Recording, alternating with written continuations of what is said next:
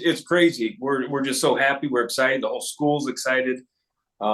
It's couldn't happen to a better guy, and it's like we're still in shock. It's surreal. But I mean, he was so close last year, and that's even more crazy that this almost was back to back. If possibly if he didn't get hurt. So what a great kid, great family, and we're just so excited for him.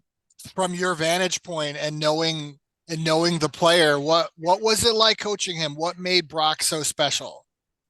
I always tell people what made Brock so special is none of the stuff that you see, his quarterback skills, his athletic abilities, and it's all those, it's the immeasurables that you can't measure. You know, it's his leadership qualities, it's his work ethic, it's his heart, his demeanor.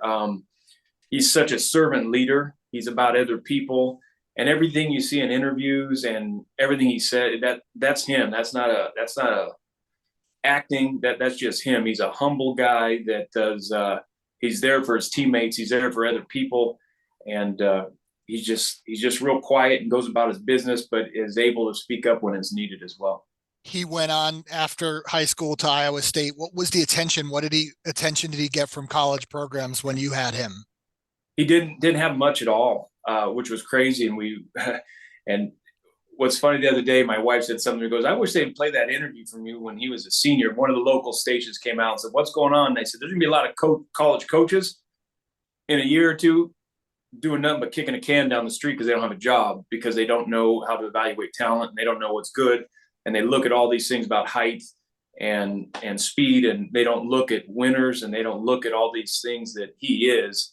And I said, "There's a lot of guys that missed on him, and they're going to regret this one day." So, yeah, I like to laugh at those guys now, but we sure are happy it did work out that way, because he ended up at an unbelievable school, Iowa State, with Coach Campbell. Man, it couldn't have been a better fit for him and what he's about. It fit his personality, it fit his playing style.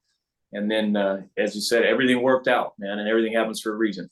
And then he goes on to become Mr. Irrelevant, is completely changing what people look at Mr. Irrelevant these days. It was almost like a perfect fit. Yeah, no, it is. I've talked to people about that.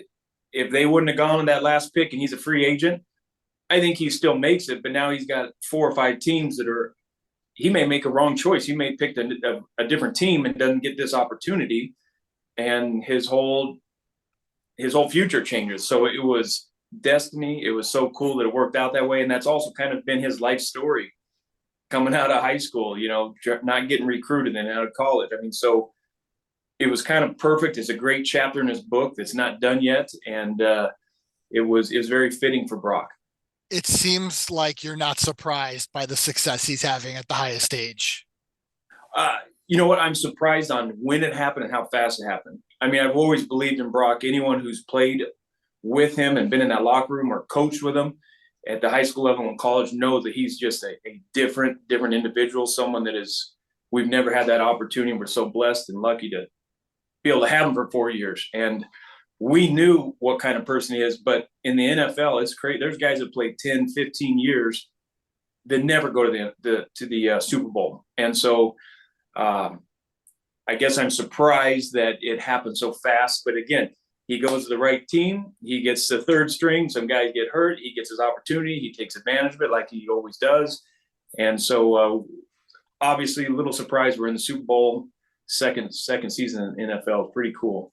Last thing for you, and I don't know if you've had a chance to talk to Brock or his family after, but what would you say to him as he's getting ready for the biggest game of his career a week from Sunday? Yeah, I would say to him, give me some advice on how to handle this game, because you handle stuff a lot better than we do, and he's always been a role model. But I just say, hey, and I know he'll do this, and he's going to do it. As soon as the ball's kicked and as soon as that first snap, it just comes a regular game. It's not a Super Bowl. It's just a football game.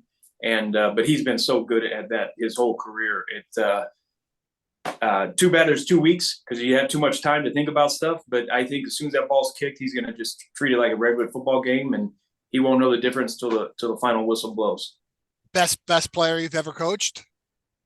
He is the best offensive player, hands down, that I've ever coached. Best leader, best, just incredible what he did for not just our football program, but our school and the the environment he's created at our school and the effect that he's had in our whole community is just really special.